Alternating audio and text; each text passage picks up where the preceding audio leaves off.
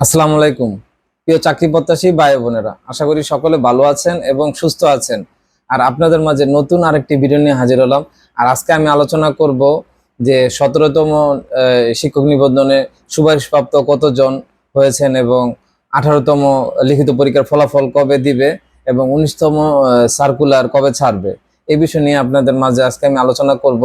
আর যারা ইতিমধ্যে আমার এই চ্যানেলটি সাবস্ক্রাইব করেছেন তাদেরকে অসংখ্য ধন্যবাদ। আর যারা এখনো চ্যানেলটি সাবস্ক্রাইব করেননি অবশ্যই চ্যানেলটি সাবস্ক্রাইব করে পাশের বেল আইকনটি বাজিয়ে সাথে থাকবেন। আর যারা ফেসবুক পেজ থেকে দেখছেন তারা অবশ্যই পেজটি ফলো দিয়ে রাখবেন।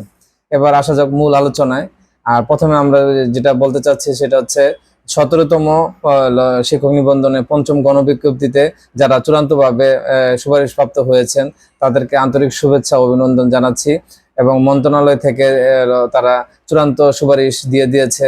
এখানে প্রায় 19,586 জনের সুপারিশপ্রাপ্ত হয়েছেন এবং তারা চাইলে এখনই জয়েন করতে পারেন এবং পুলিশ ভেরিফিকেশন চলাকালীন সময় আপনারা এখানে যোগদান করতে পারেন। এবং কারো বিরুদ্ধে অভিযোগ পাওয়া গেলে তখন তার পদটা বাতিল হবে।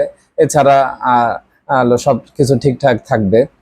আর যারা 18তম লিখিত পরীক্ষায় অংশগ্রহণ করেছেন তাদের খাতা দ্রুতই দেখা হচ্ছে এবং তাদের ফলাফল শীঘ্রই প্রকাশ করা হবে। আমরা যতটুকু জানতে পেরেছি যে সেপ্টেম্বরের শেষের দিকে ফলাফল প্রকাশিত হতে পারে এবং সে রেজাল্ট প্রকাশিত হওয়ার পরেই যারা অপেক্ষা আছেন যে 19তম শিক্ষক নিবন্ধন সার্কুলার কবে প্রকাশিত হবে, তারা অক্টোবরের দিকে আপনারা 19তম শিক্ষক নিবন্ধন সার্কুলার বা টি পেয়ে যাবেন।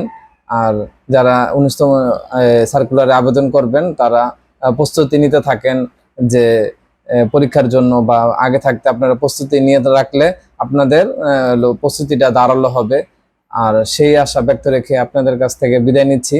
আর যাবার আগে অবশ্যই বলবো আমার এই চ্যানেলটি সাবস্ক্রাইব করে পাশে থাকবেন। ধন্যবাদ।